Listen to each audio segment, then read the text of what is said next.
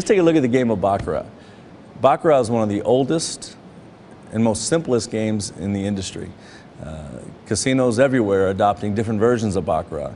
So it's not as difficult as people think it is. Baccarat is a very, very simple game. What made it so attractive, I believe, is back when James Bond played it in some of his movies. It became a very elegant game, a very sought-after game because of the simplicity and the social aspect of it. And the casinos have adopted it in a lot of ways to attract a lot of the high rollers or the VIPs because they like the high limits that are typically on these games. So let's take a look at how this game is played. The cards traditionally have a value that's stated on the card itself, except for the 10, Jack, Queen, and King. The 10, Jack, Queen, and King have a value of 0. All the other cards have a value that's stated on the card. 5, 6, 8, 9, and aces are 1.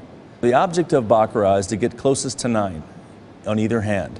If there's a 10 and an 8 together, that's called a natural 8, the second strongest hand in Baccarat. If there's a 10 and a 9 together, that's called a natural 9, the highest hand you can get in Baccarat, which is a natural.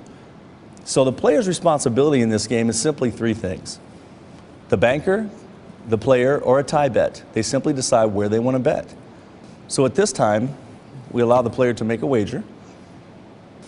The player simply brings the cards out, and there's only 4 cards drawn, 2 for each side, 2 for the banker's side, 2 for the player. These are the player's cards. The banker's cards are tucked underneath.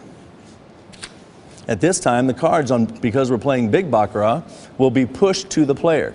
The player has an option to pick those up however they like. And in this game, they can really take their time and destroy the cards if they like. That's the fun part of the game. The players play it because they feel they have a little bit more control, and they take their time in revealing what that card is. It's exciting. Okay. The player's side has an 8 and a 2, which is 10, but it actually is 0. Okay. The banker's hand comes out and has a 10 and a 3. Actually, the 10 is dropped because it's 0, it has a 3. Now, the player takes another card. And the player takes their time to reveal the card. Obviously, the anticipation factor is big in this game. Now, if a player has an 8, the hit rules say that I do not draw on the banker's side. If it's any other card, which it is a 10, the player still has 0 because she has 20, which is 0. Okay? The banker draws another card and has a 3. 2 10s and a 3 is 3.